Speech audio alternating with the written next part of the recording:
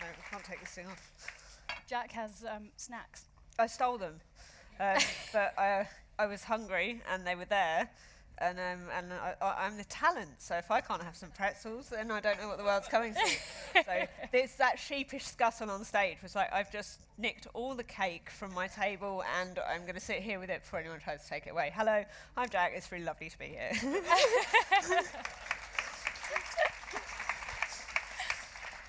So yes, welcome to the Edinburgh International Book Festival. I'm Heather Parry. This is our BSL interpreter, the lovely Linda Duncan.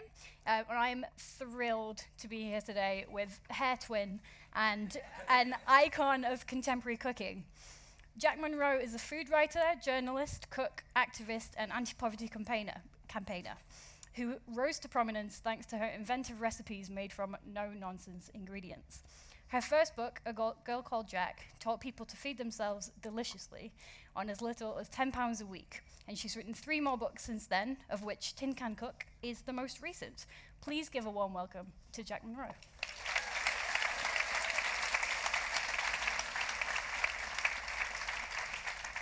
I also just want to say a quick thank you to the University of Edinburgh, who are our event sponsor today.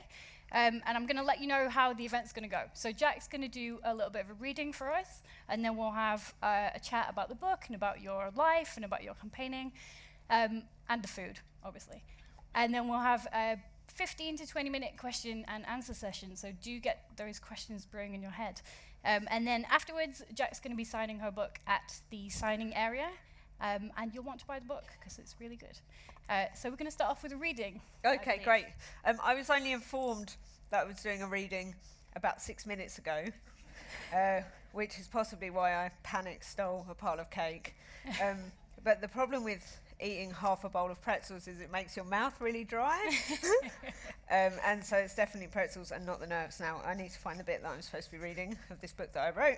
We thought you could do a recipe, but it would I make hope it that odd. you'll all bear with me, because I'm quite awkward about this kind of thing, because the reason why I write is because I'm by and large an awkward, antisocial, terrible human being who likes to lock myself away in an office that no one else can enter and just smash my fist into a keyboard and churn out bestsellers, not talk to people. Sorry, that makes me sound like such a knob, but I mean, I love to disappoint you all in person. Here we are. So here's some words that I wrote that you might have at some point given me your own voice in your heads as you read it, and I'm here to roundly undo all of that with my awkward Essex accent. Welcome to Tin Can Cook. This is my 4th cookbook. It's of 6 now, by the way. 4th of 6. It moves fast around here. And I've seen inside enough kitchen cupboards by now to be fascinated by our relationships with tinned foods and what those tins can say about us. Our abilities, our fears, our emergencies, and our comfort zones. Tins with ring pulls attached tend to belong to those with slightly more disposable income. If you look carefully at the basics and value ranges next time you're in the supermarket, you'll see that they require a tin opener to get into them. I'm going to stand because I'm going to feel a bit more less like I'm reading a bedtime story about poverty to my child here, which might not make me any better of a reader, but it will make me feel slightly less awkward. No, it doesn't actually. Well, food banks were once a quaint Dickensian idea of a big society, and yet they now sit squarely in every community in the United Kingdom. At the time of writing this, there are 425, providing 1.5 million food parcels a year to people who would be at risk of starving without them. Those food parcels are made up primarily of tins. I know, because I was a food bank user for 6 long months. And it was out of those parcels that I started to write my early recipes online, mostly for something to do, and then, as my blog grew in popularity, out of a sense of duty and necessity. I've gone on to write cold box recipes for people who are homeless or have no access to kitchens. Kettle recipes for people who only have a kettle to heat their food. And recipes from tin cans for charity dinners, for food bank users, for pop-up restaurants to raise awareness of people who only have the choice between eating and heating, and for my books. The late former BBC cook Shirley Good once wrote about my first book that cooking with yoghurt and a jar of fish paste doesn't take any particular skill.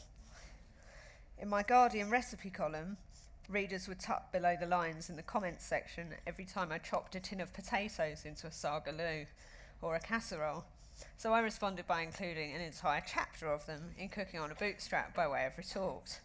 I think the right wing call that owning the libs, but I'm not entirely sure if I've got that right. I've spent that's not in the book, I'm ad-libbing now. It's always dangerous. I spent years rinsing the sticky orange sauce from 23p baked beans to reveal the runty little haricots beneath, at a third of the price of the plain ones. A great alternative if you can handle the slightly luminescent tinge that doesn't quite come off. We have an odd culinary relationship with tinned food. In high society, rare and supposedly exquisite goods like tinned baby octopus. Oh no, I've written a word I don't know how to pronounce. Foie gras? Yeah, great, good. Look at all you cultured people out there. Why are you here? You know what foie gras is. And caviar come in beautifully crafted, artistically designed tins. They're collector's items.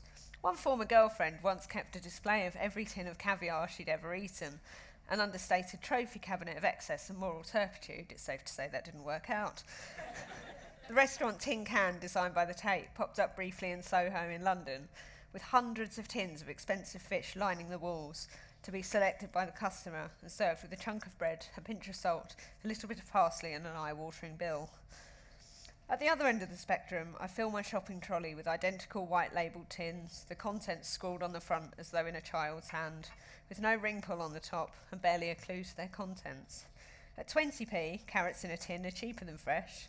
Tin tomatoes contain more lycopene, a cancer-fighting agent, than their fresh counterparts. Tin potatoes can be up to a sixth of the price of even their cheapest fresh ones. Sweet corn, mushy peas, beans and lentils are all basic staples that can be thrown together into a variety of surprising meals. Tin sardines contain an entire day's recommended intake of vitamins D and B12, and the Tin Can cook is one who can open their cupboard and create a meal from its contents on any given day, whatever they may be. As I said, it's an odd relationship that we all have with tinned food, but we all have them lurking in our kitchens, and I'm here to show you how you can create beautiful, delicious and nourishing meals simply by chucking a few of them together. These recipes are designed for everyone, from those with very little cooking confidence and ability, the smallest of kitchens and the scantest of equipment, all the way out the culinary spectrum to the gourmands, the bon vivants, the entertainers and the practical jokers among us. I once cooked a 3-course meal for a group of diners at a 5-star hotel, entirely from the cheapest tins in the supermarket. They loved the food, but their reactions when we did the big reveal to show them a pile of tins that it had been made from were absolutely priceless. Most laughed. Some were slightly embarrassed that they'd enjoyed a tin potato like a kinky secret on the side. And one man was memorably apoplectic and actually chased me into the corridor shouting at me about how I'd fooled him and made a fool out of him. And it's the only time in my life I've ever required security. And it was a man who was angry about a tinned potato. I mean, that's as exciting as it gets around here. And moments before, he declared it the best meal that he'd ever eaten, but I suppose some people just don't like to be wronged, do they? And you can, of course, recreate these recipes with fresh ingredients if you've got money to burn and if you like. But where's the fun in that? So with this book, I ask you to grab your tin opener and an open mind and come with me on a culinary adventure. Thank you. Take it back.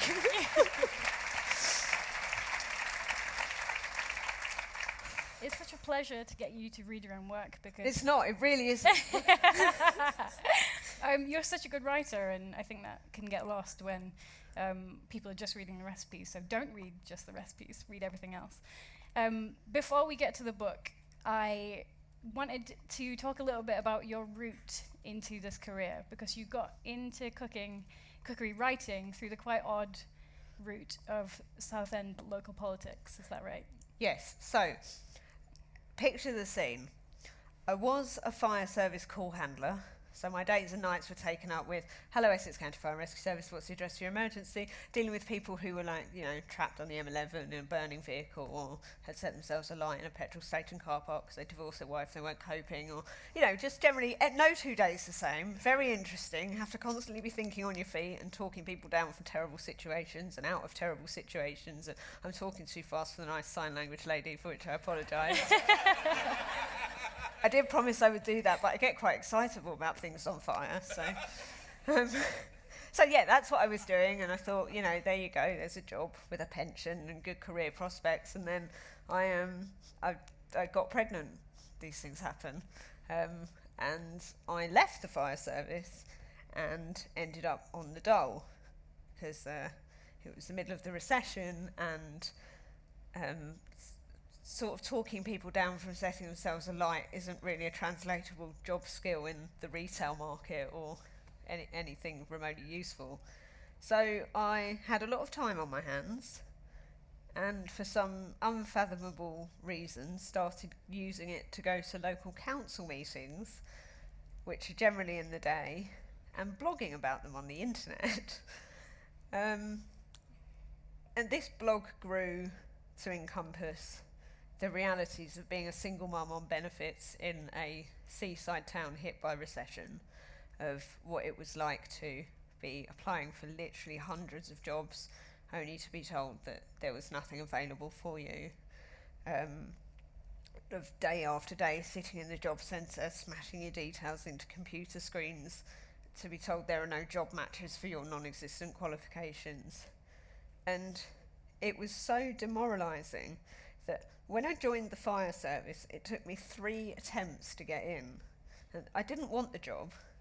My dad had come up to me where I was working in a coffee shop in Southend High Street and thrust me the application forms, said it's about time you got yourself a real job.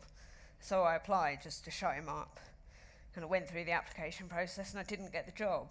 And then suddenly there was nothing I wanted more in the world than to be an emergency call handler for Essex Fire and Rescue Service, because someone had told me that I couldn't.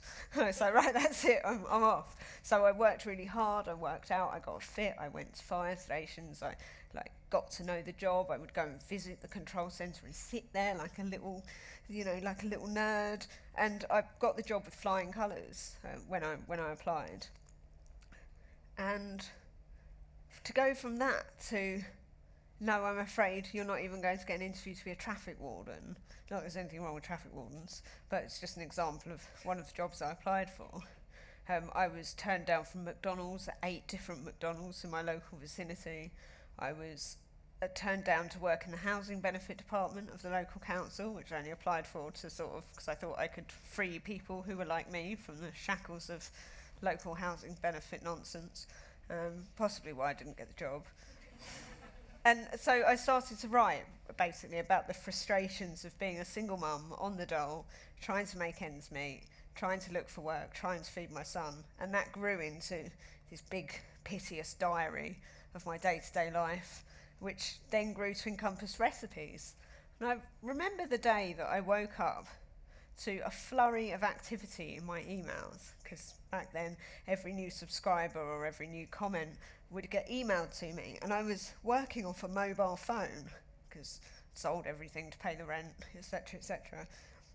And it suddenly got full of emails. This person subscribed to your blog, this person subscribed, this person subscribed. And it's been just after a particularly vociferous full council meeting at Southend Council, and I was like, oh God, all these people interested in a carrot and kidney bean soup. And I was so perplexed, because I'd just thrown it up as a sort of something to do, that so many people were interested in these ultra low budget recipes that I was making. And a little bit of time passed, and my friend David, who wrote for the local newspaper, sent me a talk to the press email, which is where journalists feed out to other journalists and say, do you have anyone on your books that could do this story for us. And David said, hey, they're looking for someone who's going to have a really miserable Christmas, and I thought of you. Cheers, Dave. And I was like, no, I don't want to stand in front of like local newspapers and say, oh, we're so poor, my son's not going to have a Christmas. David went, it's 250 quid. And I went, what's the number? Because my gas had been cut off, my rent was behind, I was living in, out of food bank boxes and in fear of losing my son because I was not providing for his basic needs. And I was like, no, absolutely, I'll do it. It's tomorrow's chip paper, I'll do it. And the journalist who interviewed me did a brief, oh, you had a great job, now you don't, your life's terrible now, how do you cope, what do you eat? So I gave her, this is my weekly shopping list, this is what I cook. And Penguin got in touch and went, we'd like you to write a cookbook. And I was like, I'm not sure anyone wants to read it. I mean, and also, that's just odd, it's weird. I've never written a book in my life. I couldn't, it's not, no. I just write the odd blog, I can't write a book. And we went backwards and forwards a bit. And they went, we'll give you £25,000. Now, I'd applied for 350 minimum wage awful jobs at this point and been rejected or not interviewed for every single one of them. And I went, wait, that's my fire service salary. All I have to do is look like I'm doing 12 months of work, and that's a job. So I read through the contract very carefully, because if there's anything that my parents forcing me to go to a grammar school did, it was reading and comprehension skills. And it said there that if I sign the contract, I get an £8,000 down payment. When I deliver the manuscript, I get an £8,000 down payment. And when the book's published, I get a further £8,000 payment. And I read through it very carefully, and I was like, well, if I don't even manage to write the thing, I've still got £8,000 in my back pocket, and that'll pay off the rent arrears and the gas bill. So fine, where do I sign? Brilliant. But I did go on to write the book, because as much as I like to think I'm a bit of a bandit, I'm actually a pretty decent person. And also it's quite nice when people think you're good at something and they ask you to do it. It's quite flattering. So I sat and I wrote the book, one recipe at a time, emailed them over on my mobile phone, much to my editor's absolute fury.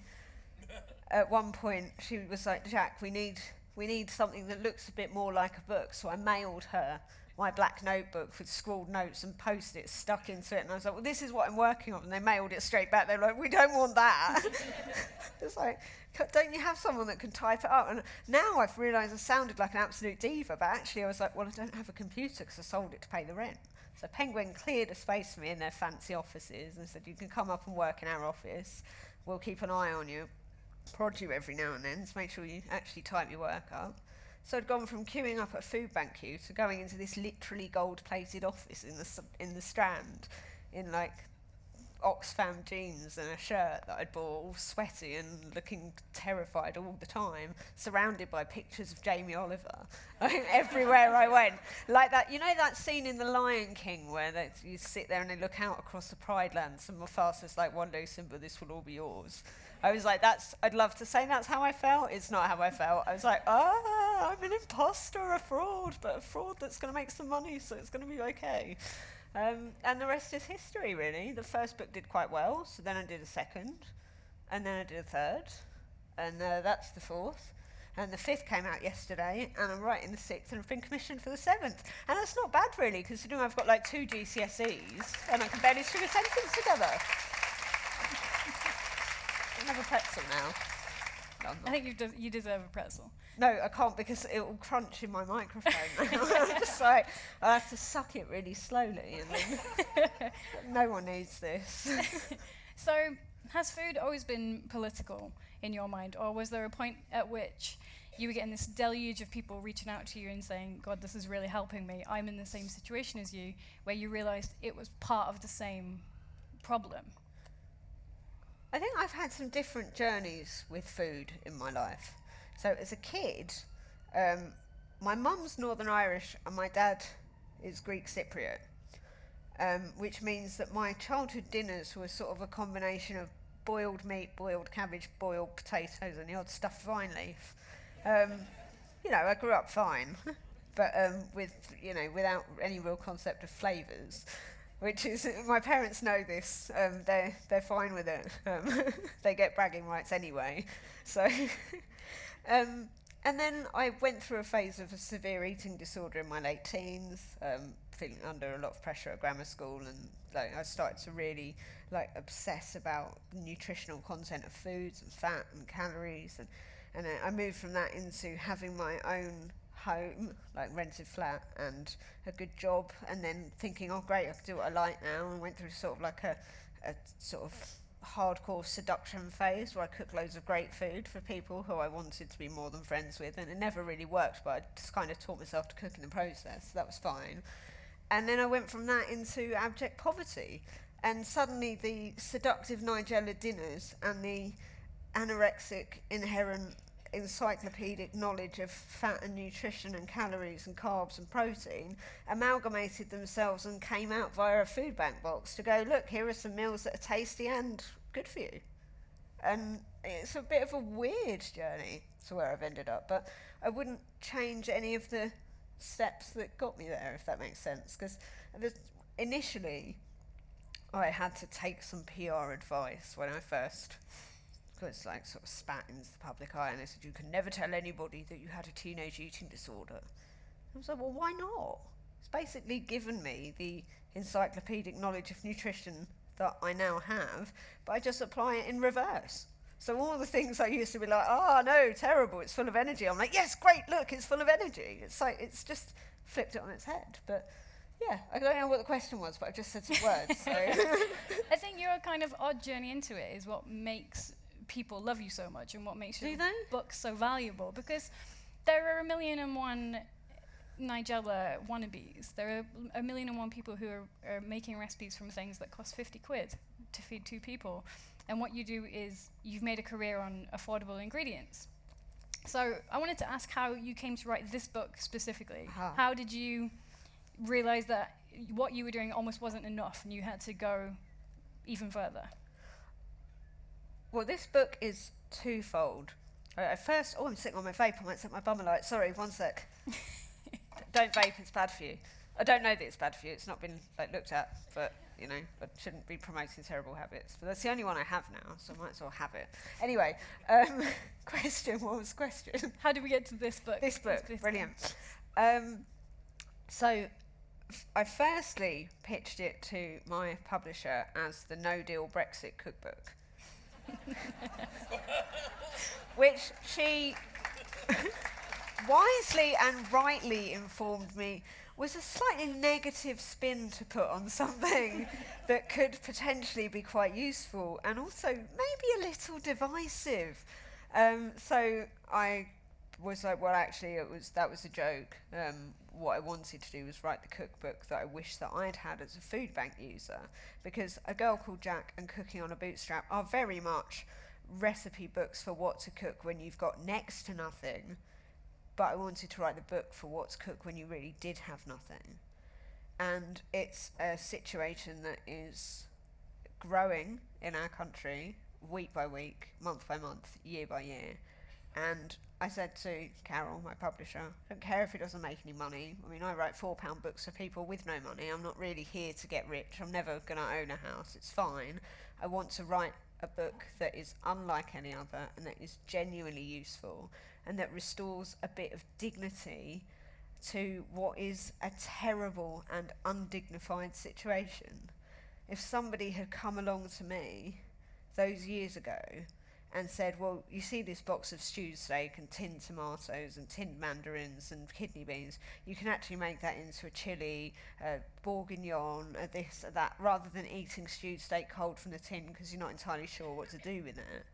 I'd have been over the moon, and it might have pulled me out of my depressive, anxious, suicidal episodes a little bit sooner than I managed to do myself. It might have given me, this is all retrospective and hindsight, and of course I'm not saying that this book's going to solve people's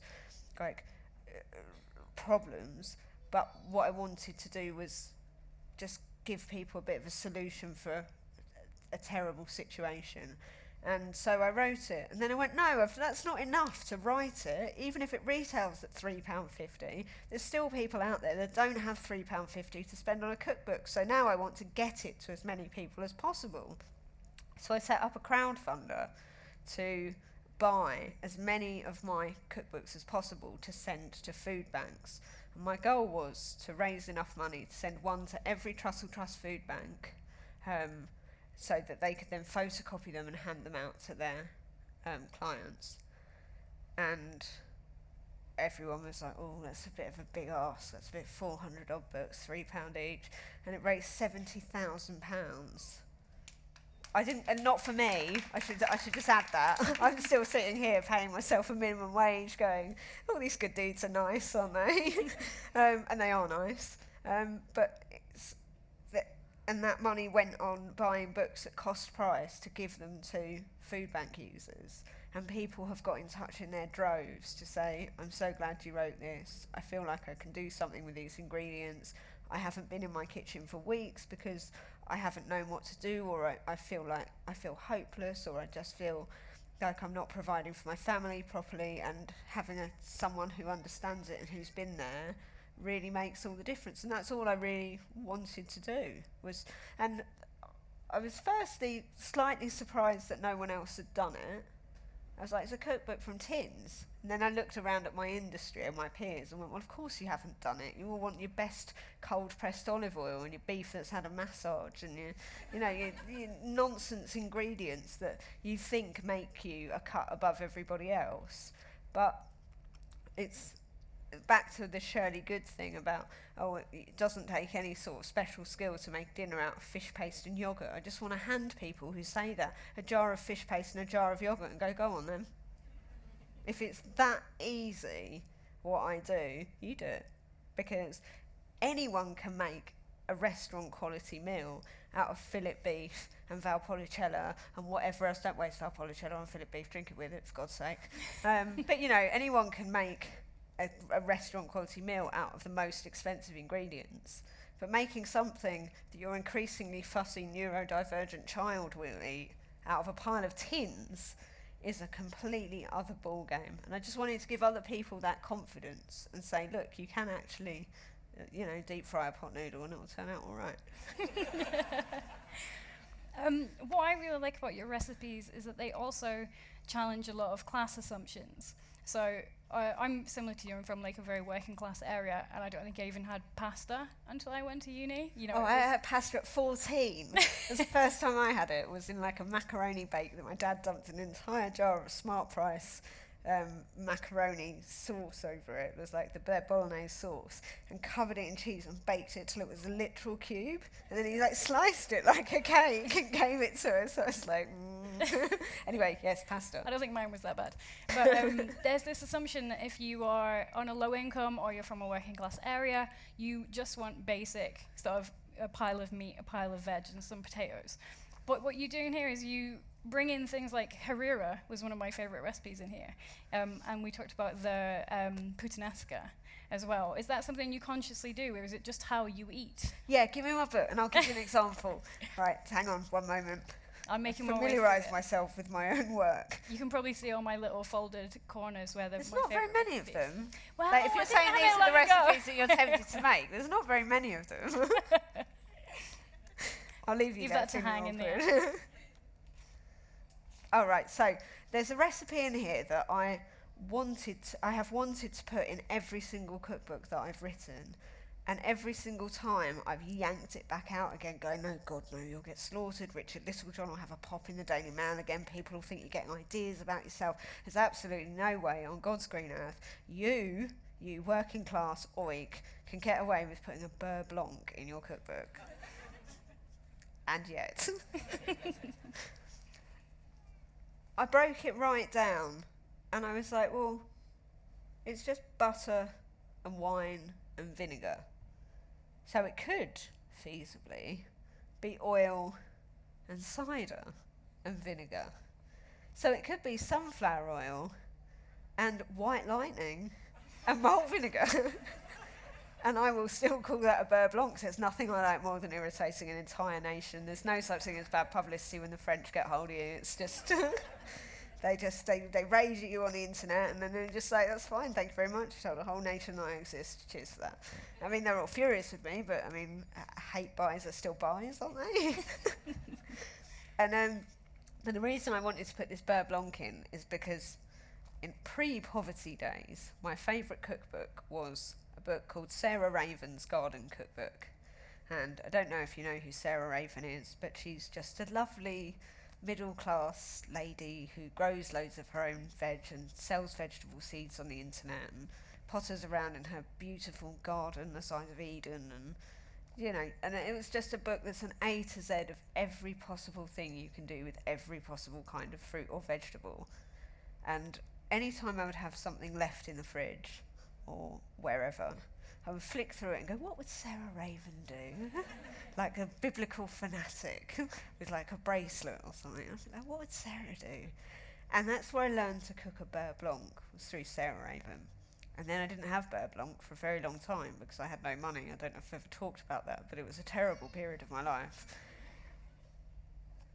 But I always wanted to include it in my book because it's fatty, slightly acidic, it's got that slightly alcoholic undertone.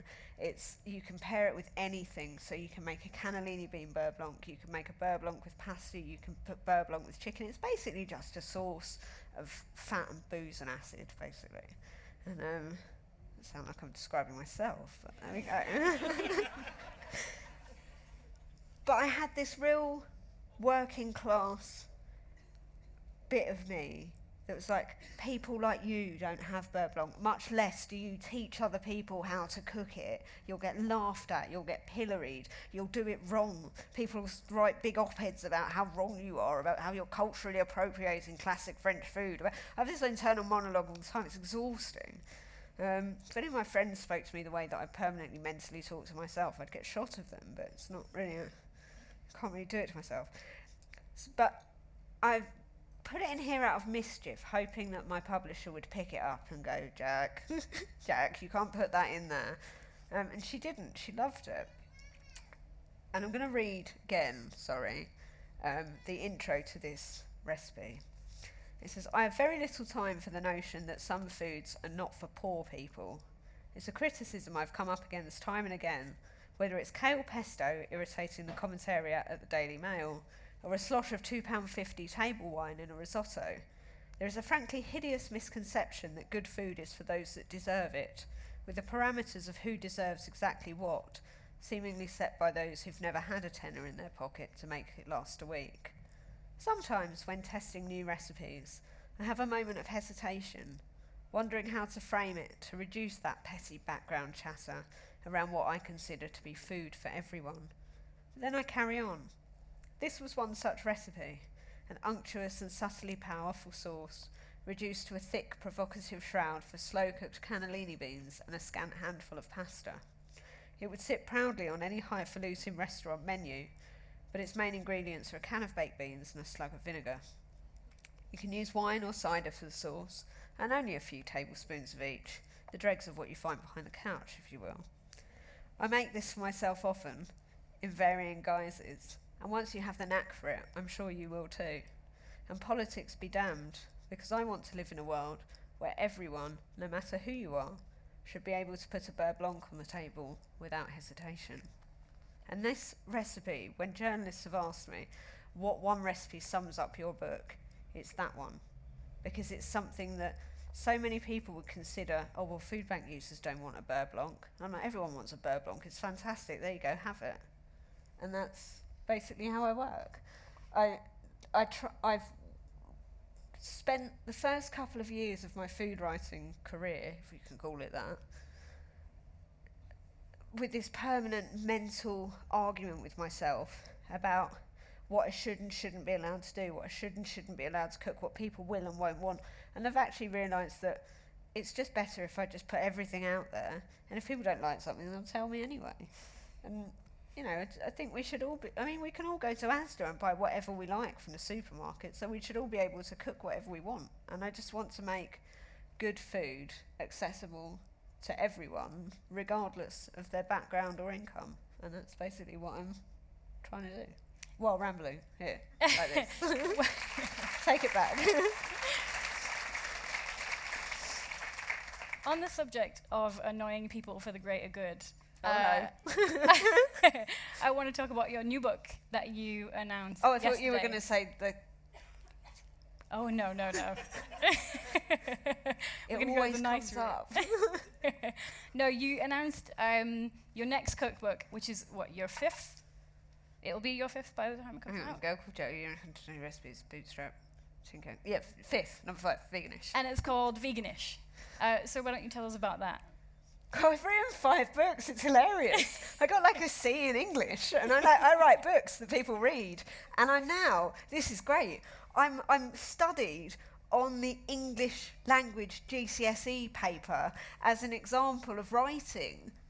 And I'm like, there's me, and on the facing page, there's Sylvia Plath. And I'm like, well, I mean, compare and contrast. It's just weird. But also, you might have noticed I'm not very good at, like, keeping a train of thought. So the fact that I've managed to keep so many of them and put them in sentences and then put those sentences in an order and then file them into books and deliver them to another publisher and then edit them and then... It's just super weird to me. But this is number 5 and it's gone out in the world and people love it. And some of the people that love it are people who've bought my other books, so they even know what I'm like. So it's great, but weird, but great. And I'm really loving it. But I admit that I've slightly upset people with it, which is, I know people who follow me on Twitter might think that I'm quite confrontational and combative, but I'm really not in real life. I'm quite nice. Like, I sat behind a load of loud drunk people on the train on the way here today, and they were very loud and very drunk, and they were very obnoxious, and I just sat there like a little mouse. Whereas if they'd been being like that to me on Twitter, I'd have been like this with my quotes rates and my capital letters and my angry words, but instead I just sat there putting up with them. So I'm actually quite a nice person, but I seem to have upset people with veganish because of the title. Because people are like, well, you can't be veganish. I'm like, we can. I'm nice-ish. Veganish. You know, so gayish. You know, one memorable aberration. It's always a memorable aberration. So yeah, I mean, no one, like, you know, it's, but well, the reason I wanted to call it veganish is because I wanted to write a book that made plant-based eating more accessible to more people, rather than going, you must give up all your leather shoes and repent for all your terrible sins. Just go, hey, eat some more veg, it's great. And so, yeah, I just wanted to sort of coax people over with nice tasting food rather than gory videos and finger wagging, because I think what's the saying? You catch more flies with honey than with vinegar? Yeah. Obviously catching flies isn't vegan and honey's not vegan, but the analogy stands that, like, if you're nice to people, they're more likely to do things that you want them to do. So is it all vegan recipes? They're 100% vegan recipes. Okay. I even took all mention of, like, pork out and stuff, apart from the word pork belly. But I think that if you're that sensitive, you probably shouldn't even be out in the world. Because, like, how do you cope? Like, people say to me, oh, well, you shouldn't eat at that restaurant because it sells meat. I'm like, do you ever go to Asda, Tesco's, other supermarkets are available? But do you ever, like, leave the house? Because I'm made of meat and I can be, like, round corners and stuff, and you're made of meat, and, like, I mean, I think people are a bit odd, aren't they? But I mean, I'm saying that I'm totally odd, but I have had a bit of backlash about the title, vegan-ish, but I kind of knew that would happen. I had, I'm vegan, and I had my friend apologise to me for me having to feed her dog meat while she was away. Feed my cat meat. He'd be fuming if I didn't. Can you imagine? He's like this big ginger Maine Coon, and I've started to get him the cat food that's got additional vegetables in it, and he was absolutely raging for about a week. So it's like got little bits of peas and carrots in, and he was just... He would look at it, look at me, look at it, look at me, and stalk off again. And then he got hungry, and he got tired of trying to catch his food because it was, you know, it moves, and he's lazy. But yeah, God, can't I imagine trying to feed an animal a vegan diet? No, because I wouldn't want them to turn on me. He's quite smart, you know. That can be vicious as well. He is vicious, but I love him. Okay, I think on that bombshell, I'm in an emotionally abusive relationship with my cat. Everyone's in an emotionally abusive relationship with their cat. I think if we can have the lights up a little bit so we can see all you lovely people. We've got... There's a lot of you, isn't there? It's a Friday night. What are you doing? If you can put your hands straight up in the air so we can see you. We've got a few roving mics. I'm sure you've got some burning questions. Uh-oh. Oh, yes, we have one person just over there. And I'll just, if we've got any more, so I can send some microphones. Oh, yes, this person right here. Perfect. So we'll start with you.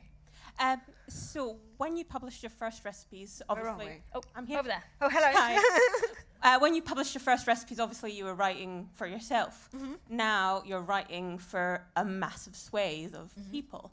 Has that influenced the way you think about it, the way you go about it, all of those sorts of questions? And I'm going to sneak a second question in because I've got the mic and I can. Does your son enjoy cooking? Oh, okay, so these are two separate questions.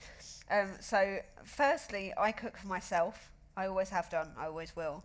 I've got, I've tried to bear my audience in mind now that I have one, which is just weird. But generally, I cook and eat what I like to cook and eat. I get people sometimes say, oh, will you do something with this ingredient or with that ingredient? I'm like, no, don't have it in, sorry. Like, I'd love to do the whole fashionable food thing, and I say love to do, like I'd rather claw my own eyes out with my hands. But you see people who are like, oh yeah, well this latest greatest food trend and this latest greatest food trend, and I'm like just here with my baked beans and my stewed steak, just going like, no, this is me, this is what I do. My son loves to cook, but he has become an increasingly fussy eater over the last couple of years, and it is frankly embarrassing. It literally is. To be like, his friends, when he goes around theirs to play, they're like, oh God, we're only going to be having nuggets and mash. And I'm like, that's fine. That's literally all he eats at home anyway. I make him have, I say make him, I don't force him, but like a little ramekin dish of whatever I'm eating, just as a sort of, just show some willing, like, just remind yourself you have a flavour palette in there, and then you can have your nuggets. You've got to have a starter of this chickpea biryani, and then you can have your nuggets. And that's fine. And he's, he goes through phases where he's got what he'll eat and what he won't eat. And I think all kids get like that at a certain age. They don't really come with a manual. So I'm trying to be super relaxed about it while simultaneously melting on the inside, going, this is my whole living and you're rejecting it, and this is terrible, and I already go to therapy twice a week, I can't afford a third session. So there's that. Annoyingly, he'll probably come around in like 5 years. Oh, he'll be a fantastic cook, and he'll seduce all these like men or women or whatever. And I say whatever, not like llamas, like just like men or women. Do you know what? This was so much easier when I used to drink. I actually think I'm madder sober. Because there's no like slurry filter where I can pretend I haven't said things. It just comes out. But yeah, I mean, he will come out a fantastic cook, won't he? And he'll be like, yeah, well, this is my mother taught me. And I'll be like, you never used to eat any of that. I'll be in therapy a while, I think. We have a question over here. Yeah. Sorry, this might be a bit boring. Do you need alcohol to make a beurre blanc? And like, I mean, how do you deal with cooking without alcohol? Sorry, I don't mean to be personal. No, it's fine. It's a question I get asked quite a lot. So I went through a period of intensively going to AA meetings in order to try to break my cycle of alcohol dependency. By the way, I am an alcoholic. I'm in recovery. I haven't had a drink for about 280 odd days. But I used to count them, and now I just it's just days. It's just loads of them. So they're behind me now. And I wouldn't have any booze in the house. And then occasionally I would put alcohol-free beer or wine into recipes because I've always cooked with booze, and it felt like there was sort of a flavour profile missing from some of my recipes that I wasn't able to replicate. And now I will buy like a baby bottle of red or white wine to cook with. I will stick it all in, and I will chuck the bottle away or stick it down the sink if I haven't used it all. but I will only do that under supervision, so when my other half's at home, because I don't want to get down a slippery slope. And I think I've almost altered my perception of alcohol with cooking, because I never really drank wine anyway. I drank hard spirits, drank whiskey and vodka by the bottle, and I would no more drink a bottle of red wine now than drink a bottle of sunflower oil, because I've kind of relegated it to a cooking ingredient in my head. But that said, I'm not about to flambe pork ribs in bourbon anytime soon because I'm not quite that out of the woods yet.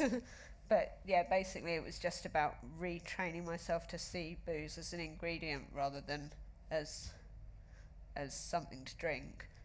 And the usual thing I'll do is I'll unscrew the top of the bottle, I'll tip some of it away, and I'll top it up with vinegar. So even if I want to take a swig, I'll be roundly punished for it.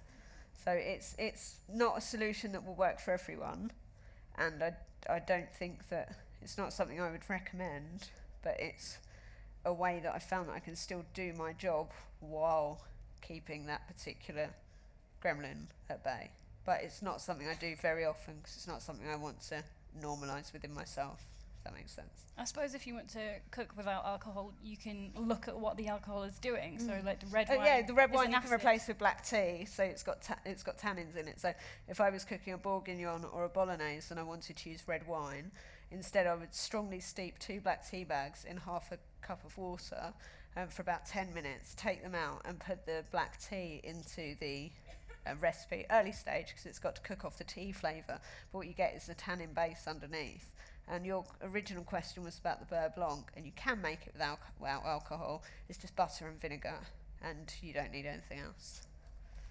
I never thought of the tea. That's true. Yeah, black tea. I don't even know where that came from. I'm just, as I said, I'm a bit mad, and sometimes it's useful. So. Do we have some more questions? Yes, we have a person with his hand up here. And do we have, put your hands up again so I can send the mic to you. We've got a blonde person over there, just next to the steps. There you go. Yes. I love cooking on a Bootstrap. I've given many copies of it away to other people. Where am I looking? But I'm very Sorry. struck. Sorry, here. Wave higher. I'm very struck that we live in a time now where we buy. We're all buying lots of cookbooks, but people are cooking less and less and less. And I'm delighted that you've given the new book away to people who are using food banks, and that people are actually using it. But there is a real cultural problem that decreasingly we cook, or increasingly we're not cooking. What can we do about that? I try to tackle that. I do work with schools, I do work with prisons, I do work with children's centres, with various disenfranchised groups to try to encourage people to cook. I think not cooking is something that has sprung up over the last 20, 30 years in our society, from like the convenience of ready meals and the whole ready meal industry being pushed on people as more convenient, and you don't have time to cook. And for a lot of people that is true, they don't have time to cook. I mean, I know some of my friends are holding down 2-3 jobs in order to make their rent. They're coming in at 10, 11 o'clock at night, going out at 6 o'clock in the morning. They do not have time to cook. But it's about teaching people to cook very simple meals and then expanding that into it's more complicated repertoire. It's about building confidence, because cooking is something. My other half is, she won't forgive me for this, but I cook for her, so she'll have to. She's 42 years old, and she has never cooked a meal in her life before she met me. And unfortunately for her, she thought that her luck was in, and she would never have to cook a meal in her life when she met me. And instead, what I have done is gently prod her into the kitchen with a wooden spoon, handed her an apron, and made her my sous chef. And so the woman who swore blind she'd never cooked, never needed to cook, didn't want to cook, didn't know how to cook, made a cake yesterday that was so delicious. It was a vegan banana, chocolate and cherry cake. For those of you who have a girl called Jack, it's the peach and white chocolate tray bake, but with cherries and dark chocolate instead of peach and white chocolate in it. For those of you who don't, it's on my website. And she made it, and it was so nice that my dad, when he came to pick my son up, literally picked it up and carried it out of the kitchen and took it home with him. And she came home and went, "Where's my cake?" I went, "My dad took it." I think he thought I made it. I think there's not anybody out there that it's impossible to teach to cook, but I think that so many people believe that they can't, and it's a confidence thing, and it's so deeply rooted in us that, oh, I can't cook, I can't do that. And one by one in my friendship circle, I adopt the most useless, feckless, ridiculous ready meal enthusiasts from my group of friends, and I'll take them under my wing one at a time, teach them to cook, and then turf them back out into the world when they're competent enough. And I basically test my recipes through these people. I'm like, oh, can I just give you this and to take home and test, because if you can cook, then anyone can. It sounds mean, but I'm basically a one-woman cookery school here.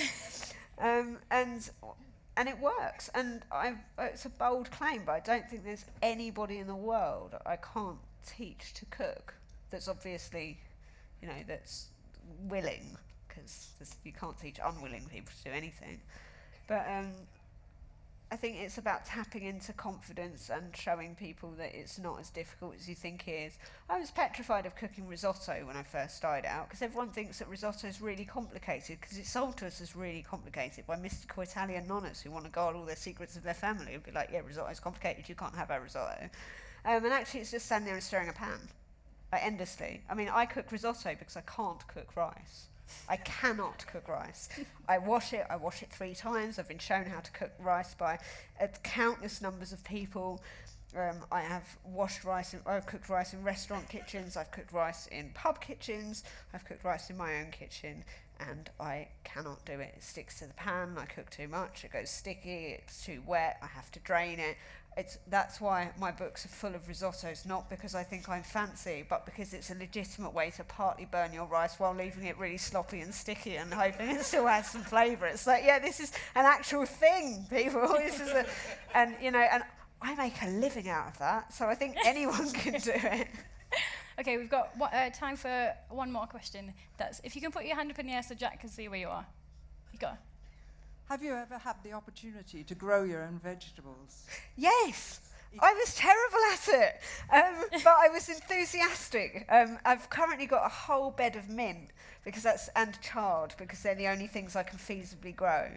I did live with my ex in Hammersmith, and we had a rooftop garden, and it was beautiful.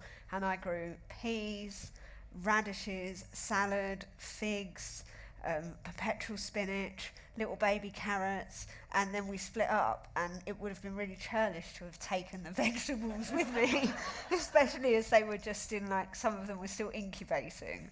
But I haven't managed to successfully really grow anything since, apart from chard, which is just unkillable and fantastic. So I rent my house at the moment, but if I ever sell enough books to buy a house, small violin, there will be a signing after this talk. Tribute to my house fund, I'll put your name on the brick. I did consider crowdfunding a house, but my other half was like, it would be mortifying, don't even think of doing it. But when I've actually got a garden to call my own, I won't be fleeing in the dead of night at some point, because I get bored easily and move house, because I don't have enough trauma in my life. I just like to generate more. Then I will attempt to grow vegetables again, because I did it once, and so I'm fairly sure I could do it again, but for now it's just mint and chard. So let's get Jack that house by buying this book. I get 40p from every book sold. Come on, people, I'm only in South East Essex. So yeah, Jack will be signing the book in the signing tent just there, and I have to say it is really brilliant. And you can take the recipes and you can put whatever you want in them as well. You can if you want to, but they're pretty good as they are. They're brilliant. So I suggest buying yourself one, but even maybe buy another one and donate it to your local food bank if you can. I'm sure they would really appreciate it. Please stay in your seats while I get Jack out so we can get her away. I just want to say a quick thank you to the lovely Linda, our interpreter. Thanks, Linda. I'm sorry. Thanks also to the University of Edinburgh, who allowed us to make this a Pay What You Can event, and please a huge thank you to the wonderful Jack Monroe. Oh no, Monroe.